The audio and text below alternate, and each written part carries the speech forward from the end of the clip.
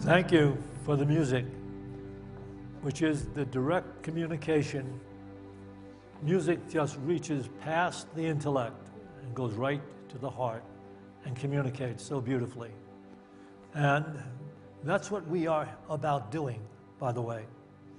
For most of us in the Western culture, a lot of our influence comes from our intellectual learning in school and life. It all goes through the head. And when we get involved on the spiritual journey, we have to start to move some of that and bring the energy through the heart. And that's what we're about doing in Unity, which is bringing this more expanded awareness of unconditional love into our life experiences. And we will be so pleased when we realize that love is the real attracting power. We go through a lot of changes in our lives, trying to figure out how to make life work better. And the one thing that we have to do that is really come into love. Heartfelt love, universal, unconditional love. Is there anybody here from another Unity today? What Unity are you from? Fort Collins. Wow. How are they doing up there? Yeah? Okay. Well, welcome to Unity of Boulder. Keep your hand up. We have a gift for you. Just leave your hand up a little so the usher can find you. Okay. Is there anybody here for the first time? Here. Yeah, just leave your hand up. No. Okay, down here on the left. All right. Well, you're in the right place at the right time because you have the opportunity to listen to Syntysche share the truth as she lives it and expresses it. Look forward to this talk. You're going to love it.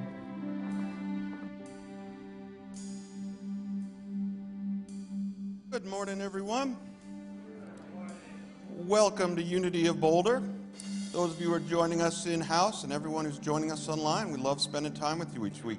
So we have a few announcements of upcoming events. Today at 1 p.m., we have a true Qigong master from the Qigong Institute who's going to be teaching a Qigong lesson from, like I said, from 1 to 2. It's $25. His name is Francesco Garipoli. Would you like to come up here and say a few things about it, Francesco? You could definitely get a hug. We only get this guy once a year. This is your chance. Hey, Francesco, welcome back. Good to see you, sir. Yes. So today's class is a donation for Unity. So if you come and you support Unity, you support yourself and your body, mind, spirit. A journey. This is my new book, The Chi Effect. It's also sold here at Unity in the bookstore, so I'm very proud to have the book here. And just come, let's play for an hour. Just move around, you know. This is body, mind, spirit detoxing, we call it with Qigong, right? So we come here for our spiritual, heart-centered food. The Qigong gets our body moving, gets our mind into that intentional place for healing. So I hope you can come play with us later, 1 o'clock in the big, beautiful room here. And then on Wednesday, we have an all-day Qigong class. And then Thursday, Friday, Saturday is a very cool EMF course for motion, mind, and field that I'll be teaching. So I'm really happy, and I love Unity. So thank you so much, and thank you all. We love having you. Oh, welcome back, Francesco. Definitely come check out his Qigong class today. And you can sign up for it over in the bookstore right after this service. This Friday, in preparation of Palm Sunday, this Friday we are going to be making palm crosses. We always hand them out on Palm Sunday, and we hand them out to everyone, and we wear them on our shirts and our outfits. So definitely stop by. It's a fun way to just hang out, have conversation. We'll have refreshments and tea. That's 10 a.m. this Friday. We're going to be doing it in the bookstore. We also are doing our annual dedication of Easter lilies, and this is where you can do a suggested love offering of $15, and you get an Easter lily, and we use them to decorate this room during our Easter performance, and then you can take it home and you dedicate it to someone you've known or loved who's passed on, and then grab it following our Easter show, which is on Easter 20th. We're only doing an 11 a.m. service on April 20th, so there will be no 9 a.m. service at all, but you don't need tickets. It's free. Just please come on in. There also is an Easter egg hunt at 10:30 that day out back here. So if you have any little ones and you want to have them do an Easter egg hunt, please bring them at 10:30 and then come on in for this service at 11. And finally, today our open source spirituality group is going to be meeting at 12:30 over in the bookstore, and that's our group for ages 18 to 30, and today they'll be hanging out, having general discussion, and probably deciding what their next outing is going to be. So, and it's free. You don't have to sign up for it. You just walk right on in at 12:30 in the bookstore. Thank you.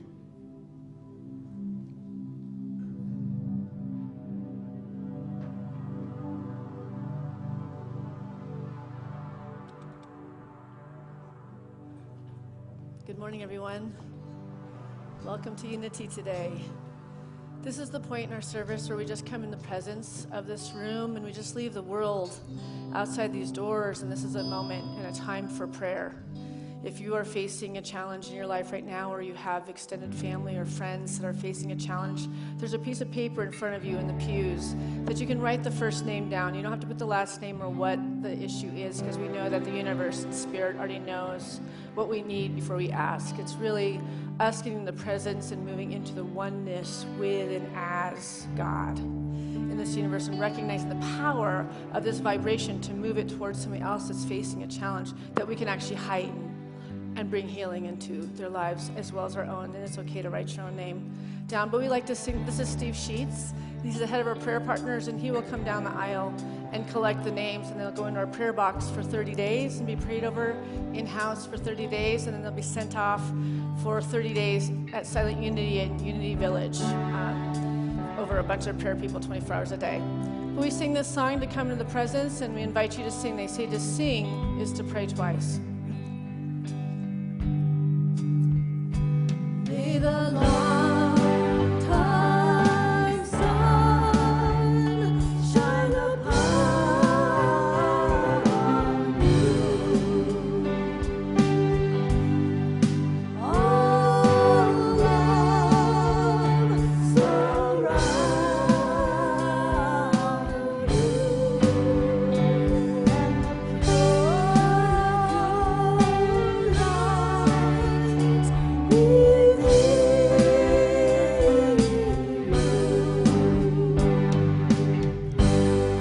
and the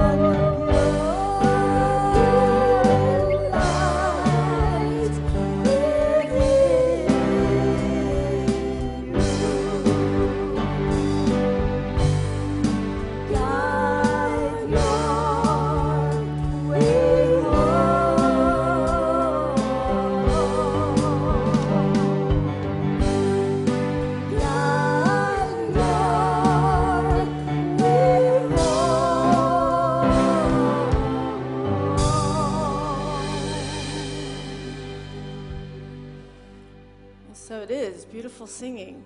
All right, we're going to invite our entertainment club up and do a sing-along, and let's all stand and let's sing together.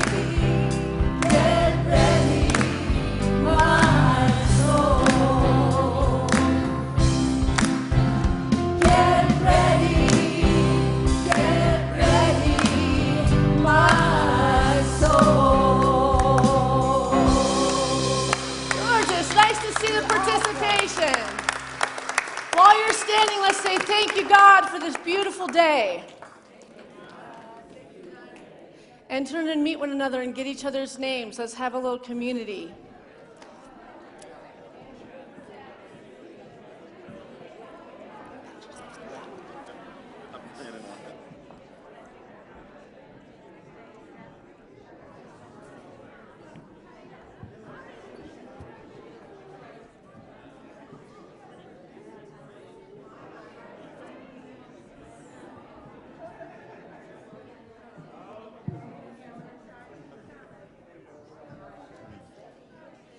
Now pat yourself on the back and say, "Thank you, God, for me."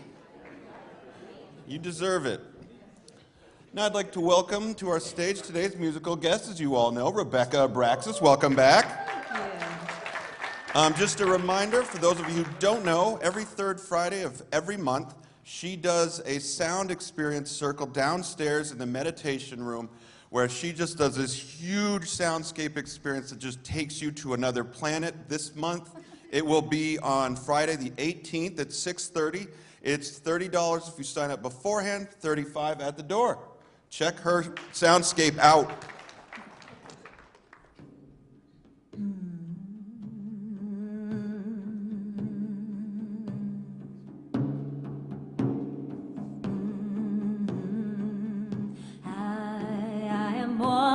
Spirit, I am one with the source. I am one with the Spirit, one with the source. Oh, oh, oh, oh, oh, oh, oh, oh. I am loved by the light. I am loved by a source. I am loved by the light. I am loved by a source. Oh, oh, oh.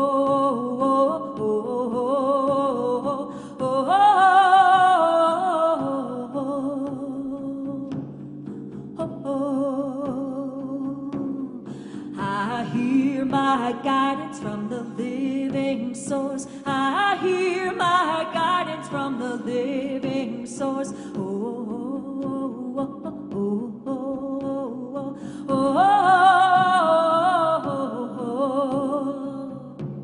oh, oh, oh.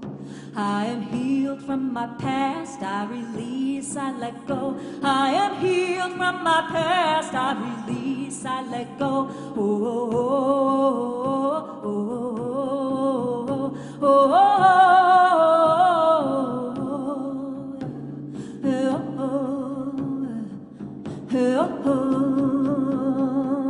I walk with my spirit. I walk with my source. I walk with my spirit. I walk with my source. Oh, oh, oh, oh,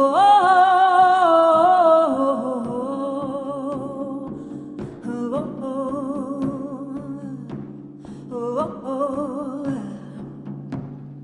all is well in my life when I put my source first. All is well in my life when I put my source first. Oh, oh, oh, oh, oh, oh,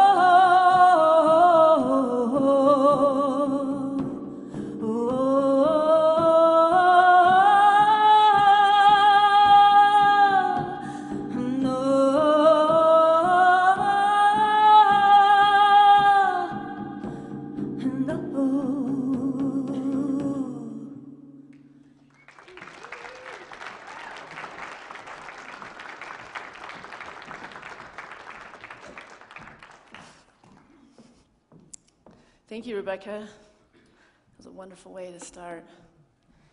Great chant. Oh my gosh, you could just listen to that for 30 minutes. You know, it's just like it just takes you into another dimension, listening to those words and bringing them in, and then the way you sing is just heavenly. So thank you so much. So today is a continuing talk from my talk last Sunday. It's A Closer Walk with Thee, a Journey Through Lent. And A Closer Walk with Thee is a title of a really beautiful hymnal Christian song from the past. You know, we don't really do those very often around here, but I do find myself like thinking of all the wonderful songs we grew up in unity with. Actually, originally we were a little bit more Christian focused, and we actually had hymnals in the pews, and we'd go to page 235 and we'll sing in the hymnals. And I think at times like this, like Easter time and Christmas, you kind of go back to some of those warm feelings of singing together and singing the words that really represent what Easter is all about, which is a process of the Lent process where we go through 40 days of fasting or getting off sugar or eliminating meat or eliminating alcohol or eliminating something that is standing in between you and fully experiencing God in the midst of our experience. And so I asked last week how many people have been on the Lenten process and have eliminated something that you felt you needed to get a little bit of balance around. So it's just as impressive as last week, about 4 of you. Okay, well, I know that you're taking this into your heart, and maybe it's symbolically you're fasting, right? Instead of having to be a physical thing, because that's very unity as well. We do a lot of symbolism.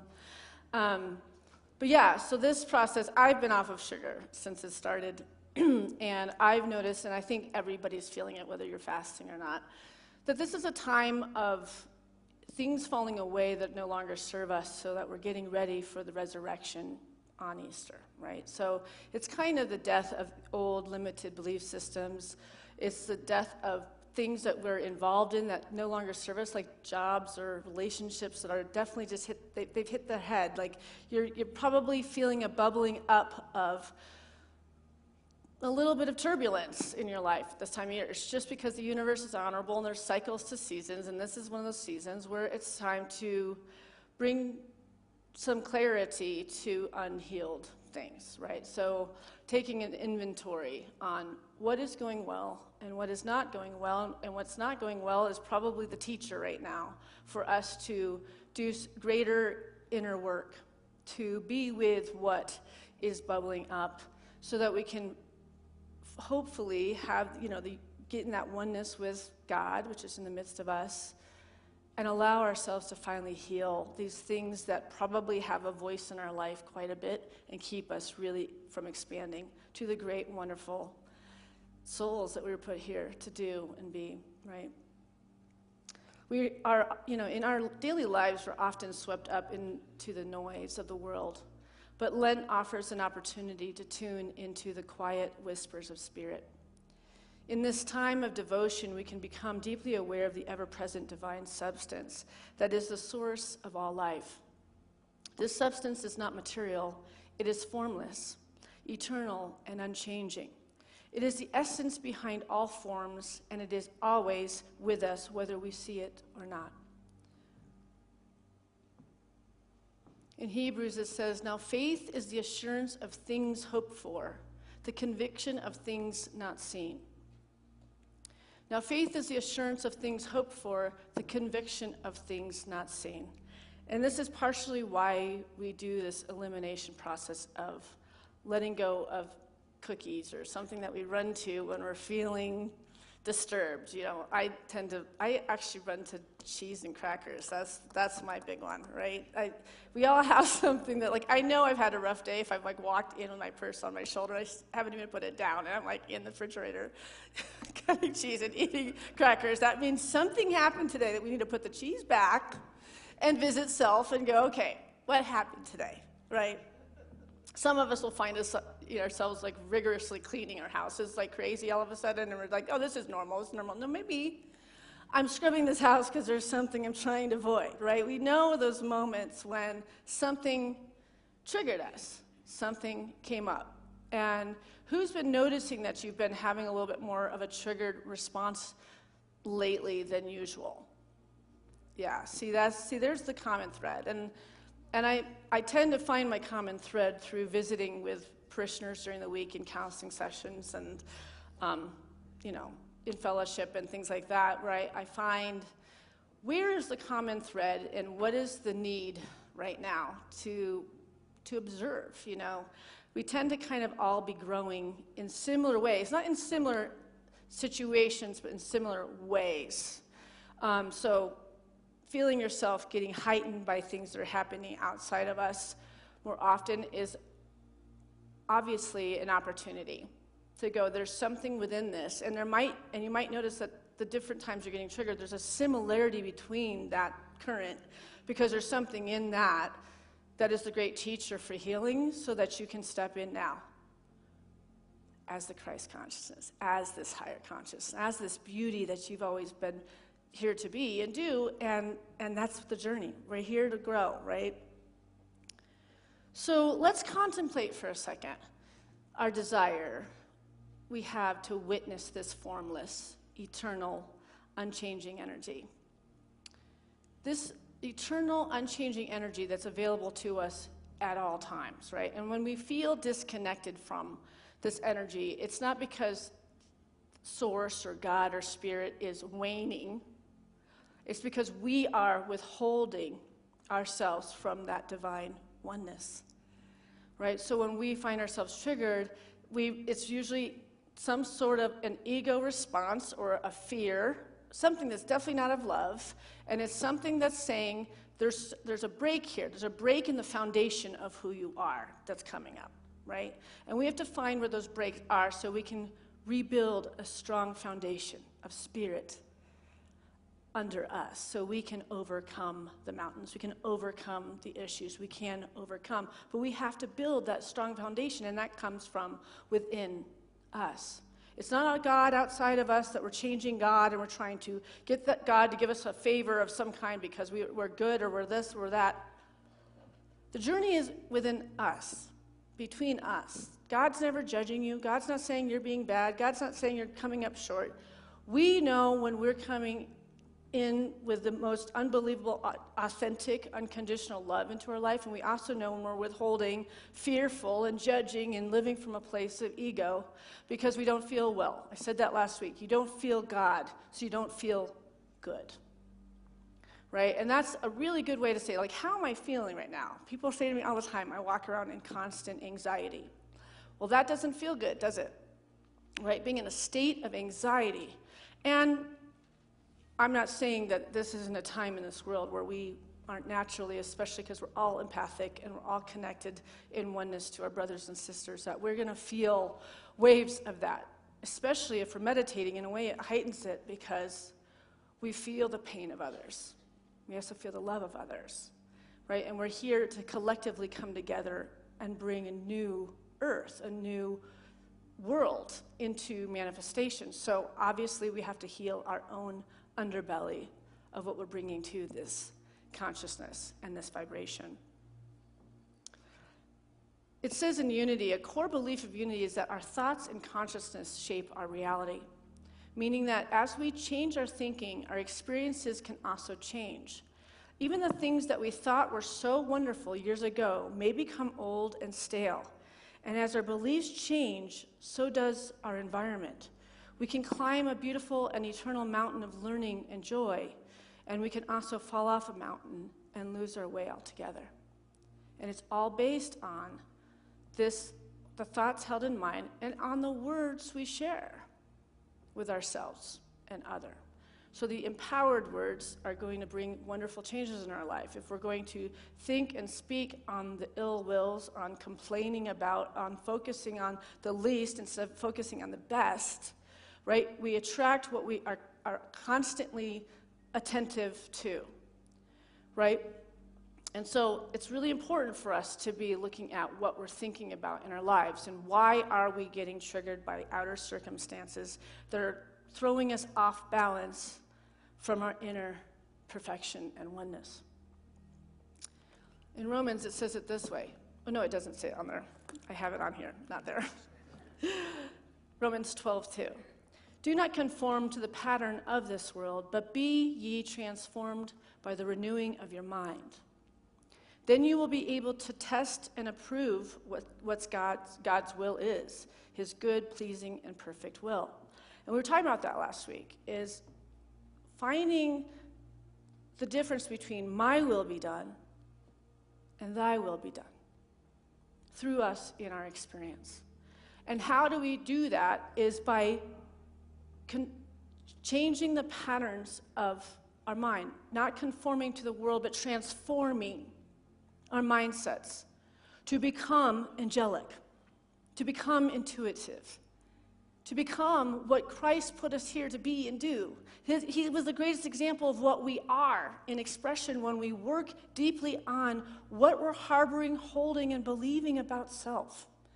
So Lent is a time to go back in within one's self, to reveal where we're coming up short and where belief systems are holding us back from divine expression. I watched a video recently, and the title of it was, Has Neil deGrasse Tyson Ever Been Wrong? Does everybody know who he is? It's a great title, because he's so smart. How would we really know if he was wrong? Right, I love this idea, but is he ever wrong? And he was asked that question, and he did a great talk in it. I would highly recommend it, because it's just a different perspective to look at things on what I talk up here about a lot.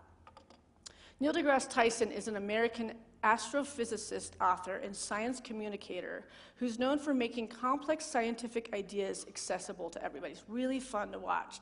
And I've learned a lot because, we have the areas of brilliance that we have and we educate ourselves a lot. It's fun to look at other stuff that you're curious about that you really haven't done the education, and he just brings it right to you.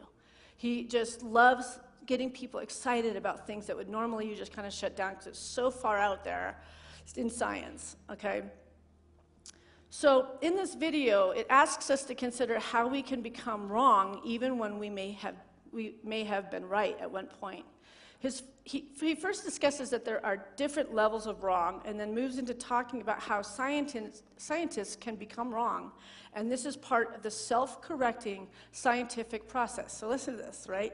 It's almost important for us to be wrong sometimes, okay? Moves into talking about how scientists can become wrong, and this is part of the self-correcting scientific process. Being wrong actually advances knowledge.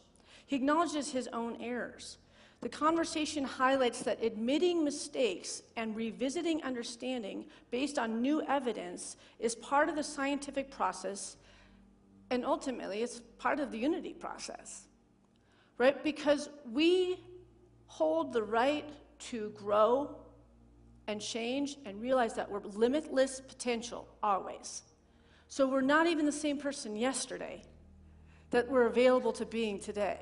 Even hour by hour, we have that option, right? So we know when we hit a roadblock and we feel that sense when we were wrong, but we've never really looked at it that way. We realize, we have all sorts of reasons of why we reacted to something that was out of our wheelhouse or something, and then we don't feel good, and we feel a lot of guilt and shame, especially if we react with another person when they triggered something that had nothing to do with them. They woke up something in us that was unhealed. See, this is the dance we're doing with each other all the time. We're doing this dance, and we're all mirroring these things, and sometimes we can be so mad at somebody else because they brought up something that was already in us, right? And we want to blame them about it. But again, it's always a journey about coming back to self. And why did that stir up something in us? So this is the journey of moving from the need to be right to the relevance and the possibility that something might not be your truth anymore. Ooh. Something might not be your truth anymore. Have you ever been in a relationship, usually a loving relationship, like a marriage or a relationship that was very deep, and you both changed? And you started pointing at how the other person was wrong all the time and saying what all was wrong with them, but the truth is they'd grown into somebody new. And you wanted to hold on to who you both used to be, and the relationship falls apart because we're forever expanding. We're forever growing, and if one partner is not willing to grow with us, we have to make a decision. If we really want to expand and grow, no matter how much we love that person, we're not going to find our fulfillment in this universe if we don't decide to grow individually with God and keep meeting back up. God, meeting back up. If one just keeps staying stagnant and one's just flying, it's not going to work. And that's with everything in life. You can be wrong and recognize that something has changed, and there's a new truth, but we're not here to project to others why they should stay the way they used to be. That's a big thing parents do. Well, you used to be. Well, you used to be. I hear it from my mom all the time. She'll say to me, she'll be watching me do 1,000 things in the church, and she'll say, who would have thought that you would have turned out this together? And I'm like, and I wonder, what is the image that you're holding about me? Really and truly, I've been doing this for 20 years in front of you, but just recently she says that all the time. I'm like, what was I, running into walls and not making any sense and getting in cocks? And what is at the core of that statement? Because it still triggers the living hell out of me. You stop and don't answer my question. He said it was my teenage years that traumatized her. You don't really remember yourself as a troubled, wild person because you were in it, right? So I don't have a reflection of that girl. I know in my world, my friends, I was even there, the counselor, and the person was protecting and being good to them. And like, I was still the same person as I am here. So I don't know what that image really is, right? Do you remember, do you get that? Like, you don't remember like being, you're never like actually bad to be bad. Are we? We really aren't, right? So I was just a teenager, acting like a teenager. But apparently that was not allowed in our household. Anywho, I digress. I just got this statement like 2 days ago from her, and I was like, I swear. Okay. In John 8, it states, "So Jesus said to the Jews who had believed him, 'If you abide in my words, you are truly my disciples, and you will know the truth, and the truth will set you free.' If you abide in my word, you are truly my disciples, and you will know the truth, and the truth will set you free." And the disciples sat there and they're thinking, okay, so I have to abide in this. I have to abide in his word. But what we really have come to understand is that we have to abide in his expression and his outpicturing. We have to abide in what he showed us as the way shower, of what one is capable of becoming and being in this world. He worked miracles. He had compassion and empathy towards the marginalized, the poor, the separated, and the sick. He was not following all the rules of the times, and he was breaking those rules, saying sometimes it's important to listen to thy understanding and step out of the formation of what the world says, these are the rules, these are the laws, and do what's correct and important in the moment. And we're in that moment right now in this world. We are the light, we are the way, and we are the truth that will set us free. When we're looking to be what it is God wants us to be, is say, use me, show me where I need to be, where I'm needed. When you see a different situation, you see a homeless person, you see, it's not up to you to find out why they need that money, just help people. It's like, it's none of our business what got them in that situation, but love them anyway. To recognize that we are the protectors of everyone. We are privileged. We live in Boulder, Colorado. We can't not be privileged living in a place like this. So we have to remember that somehow we have such a beautiful opportunity here to give back to others. And the more we heal ourselves, and the more we face our pain and the brokenness of what our life has done to us, the more we can really get what someone that's living on the streets is going through. Someone that doesn't have enough food is going through. We might have not have ever experienced that, but we've felt broken before. And somebody probably reached out to us and held space with us and mirrored to us the gorgeousness that was still available to us as us. And that's what's really being called of all of us at this time. To stand up for truth. What is truth? Truth is the fact that the universe, God's source, has always been happening way before time. The universe, source, God, love, this energy has been consistently moving in and through every single thing that's alive. Since way before you were born, and it will keep on going after. The one truth you can lean on is that God is in the very midst of you. And you can rely on that. Everything else you really can't. Change is inevitable. Change is part of life. Change is a teacher. So when we can recognize that we have been wrong, so that we can actually readjust and find out what our truth is now. Because sometimes we're reacting from an old version of ourselves. And when we catch ourselves off guard and we have a reaction that's from another era of you, we have to be with that. because something's still unhealed within us, and we're adding that negativity and that break to this beautiful foundation of spirit into the world and into our own world. We know when we've gone backwards and visited a part of ourselves that's fragmented and broken, we're shaky. We're shook.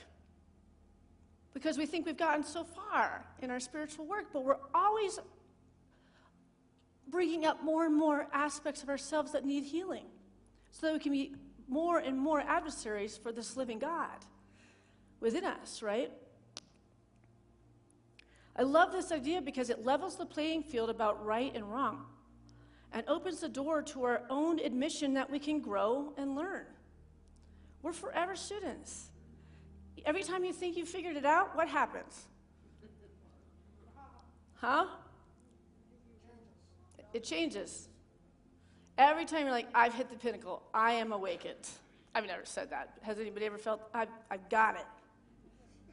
We have it for like 3 seconds. And then something comes in, right? And it's hysterical because the universe is funny, right? I mean, there's things that happen and you just can see that the universe is actually a silly goose. And it likes to be like, are you on? Like, because you thought you got it, and then you just somehow just realized you don't still have it yet. So admitting when we are wrong, or more appropriately have become wrong, is integral to engaging in a meaningful dialogue with another human being and with ourselves. When we can admit that we all have the potential to be wrong, we can see how we achieve growth. And what can be more exciting or uplifting than the idea that we are limitless in potential? Right? So I'm going to read this slide by Marianne Williamson. She writes, when one stage of life gives way to another, it's the end of an era and the beginning of a new one. How we navigate such transitions spiritually will determine the joy or despair that comes next. In navigating any change, we may be tempted toward either of two extremes, resisting the change on the one hand or being reckless toward it on the other. These extremes are really the flip sides of an ego-based response to change. The deeper spiritual task is to achieve moderation by avoiding both extremes. Moderation is emotional sobriety, bringing a deep and considered awareness of both the pitfalls and the opportunities inherent in any situation. It implies a capacity for reflection, an ability to stay aware and act responsibly no matter what's occurring. Without moderation, change can be more damaging than miraculous. But no matter whether a change is happy or sad, it can be a sacred experience if we're spiritually awake.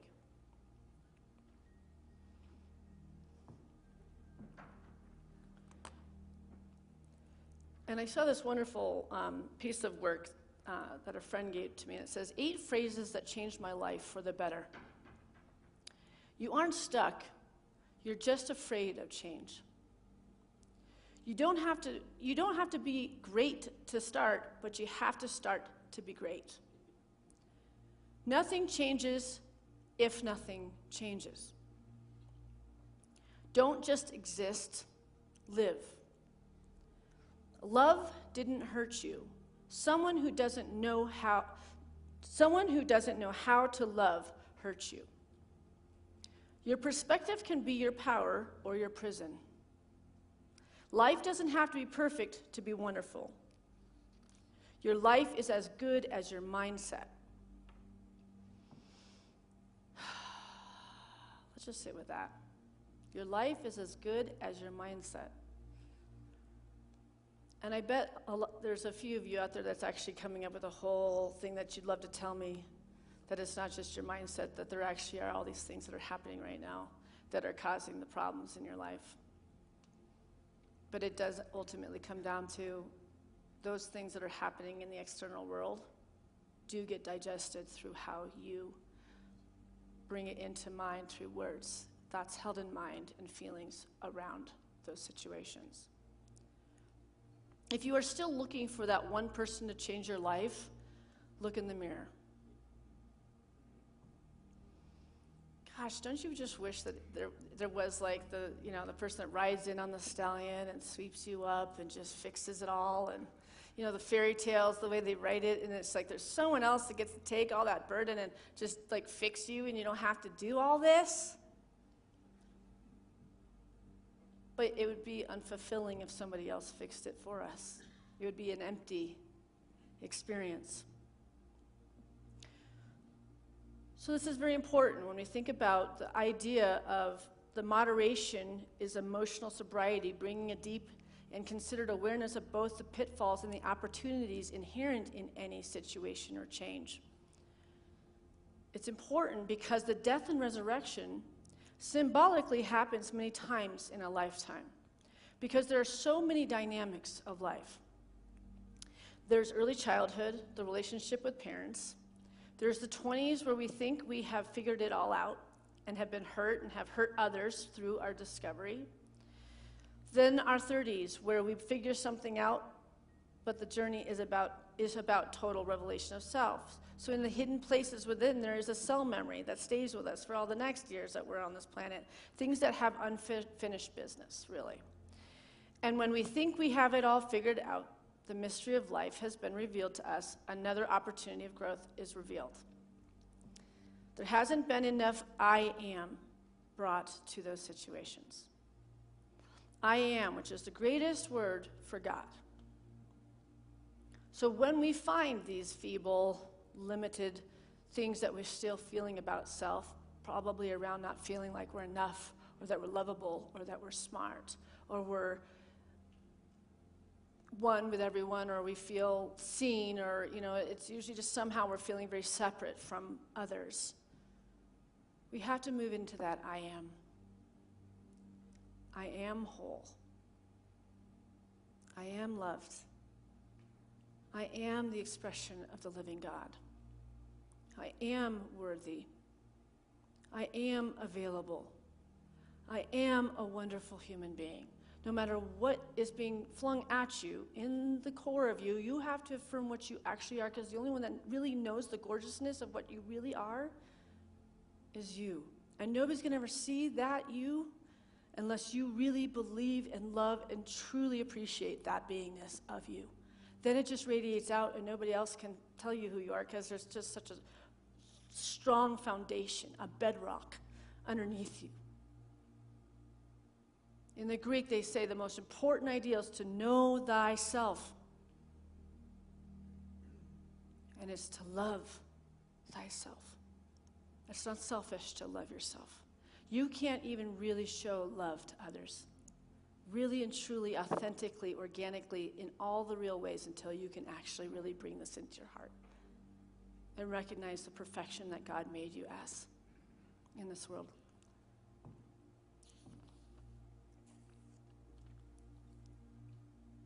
Paul Ferrini says it this way: changes that are needed for the soul to grow may be made voluntarily.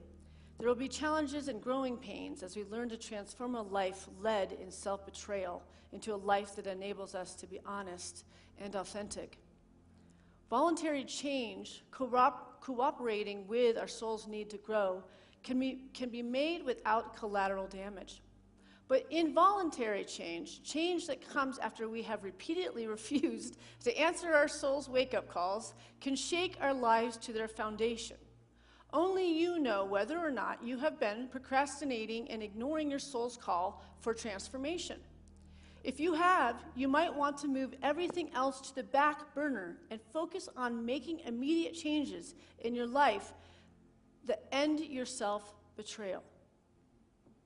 So it's saying that if you just keep kind of trying to dodge the reality of the transformation that needs to take place, eventually it will just happen. Something's going to happen, right?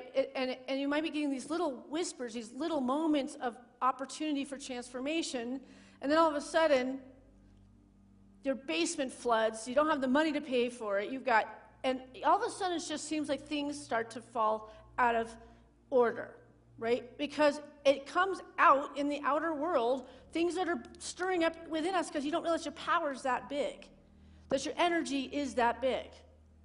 So you might as well address it, the little things that are coming up and being with it, so you don't have to have the big transformation. or you lose something really great, or you have to go through a 6-month period of just restoration and fixing because you weren't willing to love yourself enough and you kept betraying yourself. You were not listening to those inner prompts of what God was asking of you to step in fully to that which you are here to express, that is needed, that you are divinely ordained to, that you are needed. It's not just because of you to have fun here. There's a holy purpose for all of us, right? So I've given you a lot here. I'm going to take you into meditation so we can maybe settle it in to our spirit and take it out of the intellect and quiet our mind chatter and allow this time just to quiet ourselves and get comfortable in your seat. It's always good to not have your legs crossed when you're meditating, to have your feet firmly on the floor. So we're just going to take a big deep breath in and out with a and another one in.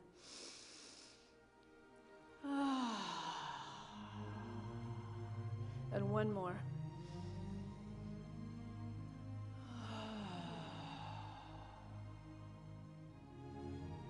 Just feel that breath becoming soft within your body.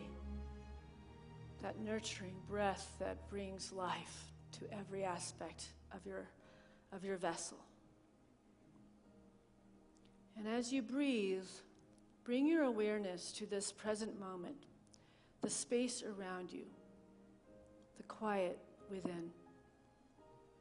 In this sacred stillness, let go of any distractions from the outside world. Feel the gentle presence of the divine, the source of life surrounding and supporting you. With each breath, imagine that you are being enveloped in a warm, golden light. This light represents the divine energy that flows through you, constantly renewing and restoring you. Now with your inhale, allow this light to fill every part of your being, your heart, your mind, and body, with peace and love. And then as you exhale, release any fear or doubt that no longer serves you. Feel the gentle release as the breath carries away what is not needed. Now let's bring to mind the journey of transformation that you are on. Know that this time of change, whether it feels gentle or intense, is an opportunity to deepen your relationship with Spirit. Imagine yourself walking a path, each step guiding you toward greater awareness, clarity, and peace. The pathway may be lit by the golden light of divine wisdom, illuminating the step for you. And in this moment, reflect on the areas of your life where change is needed.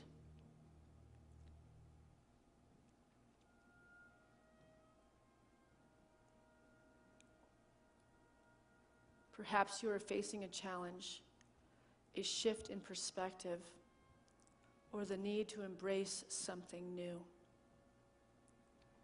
Allow yourself to sit with any emotions that arise. Rather than pushing them away, invite them to be present with you.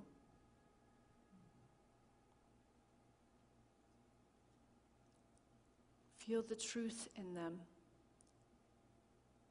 and know that they are part of your soul's journey and unfoldment. Ask yourself, what within me is calling for transformation?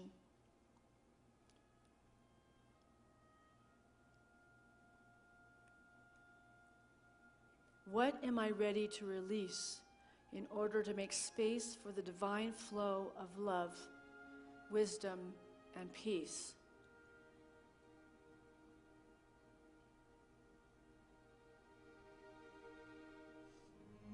just listen deeply,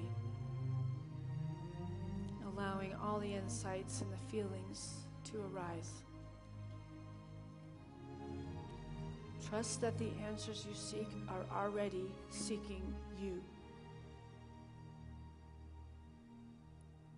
And as you sit in this place, let your heart open to the divine presence that is always within you, as you. Know that you are never alone, and that each step you take on the sacred journey is guided by love and grace.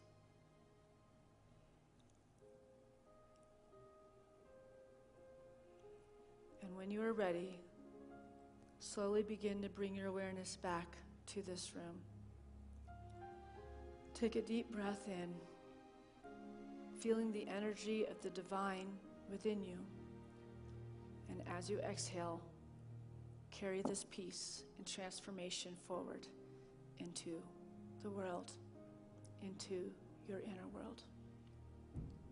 And so we come into communion and into the recognition of this living God within us. And Spirit, we're so grateful for everything. We're grateful for the transformation. We're even grateful for the changes, because we're open and receptive to experience being the miracle that you're asking us to be in our own lives and for this world. Thank you. Amen.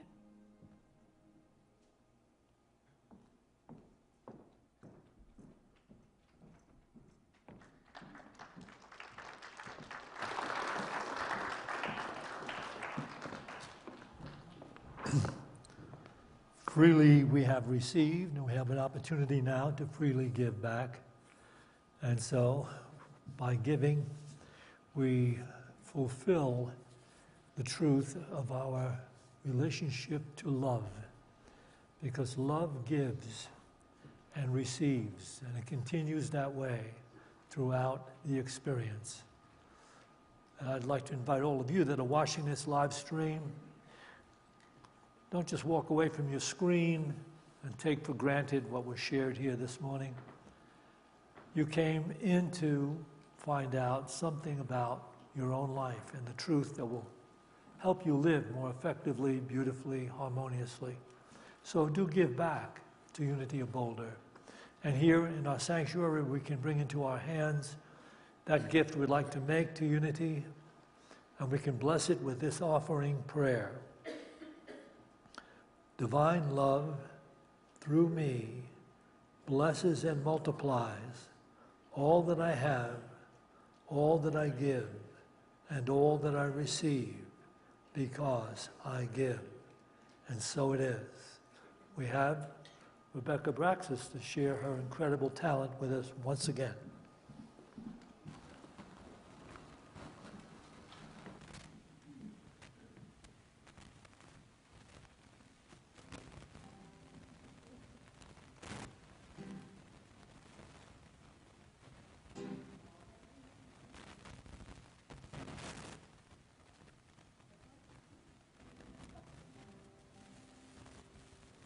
Check one. Oh, there we go. All that we know, all we are, we've been told is so bizarre, dependent on another force, when all along we've been the source. Who would you be if you knew who you really were? How would you feel if you could trust your own word? What if you could shine the only way you shine and help the world come alive? Like letting go of the hands that feed them. Children, get ready for more freedom. Open to a different way where you always know you're okay. Who would you be if you knew who you really were? How would you feel if you could trust your own worth? What if you could shine the only way you shine and help the world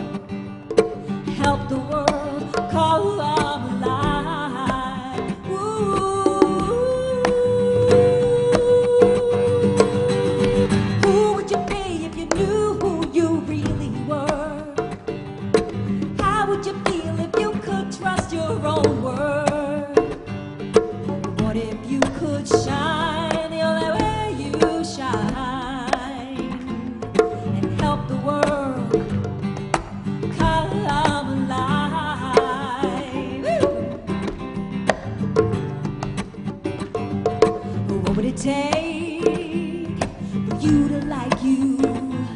I know it can be so hard to do. What if being all of you? What if being all of you is the world's next breakthrough? Yeah. Who would you be if you knew who you really were? How would you feel if you could trust your own word? What if you could shine the only way you shine and help the world? You help the world. 'Cause I'm alive. Ooh, ooh, ooh. Who would you be if you knew who you really were? How would you feel if you could trust your own word? What if you could shine the only way you shine and help the world? 'Cause I'm alive.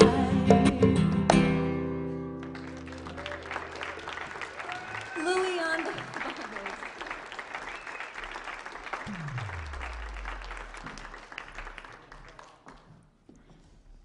Well, we have this wonderful Qigong class for an hour at 1 o'clock that you won't want to miss. We already have quite a few people signed up. You can sign up in the bookstore. It's $25, and all the proceeds are being donated to Unity today. We also have refreshments available to you outside in the fellowship hall.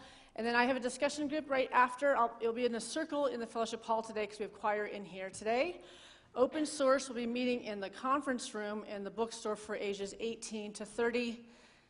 And what else? Oh, prayer partners. If you're facing a challenge today, when we're complete singing our songs, you can stay seated and they'll come find you and they'll pray with you in the meditation room if it's too noisy. And here, let's all rise and let's go in a big circle around these two pews and hold hands and let's sing Let There Be Peace on Earth.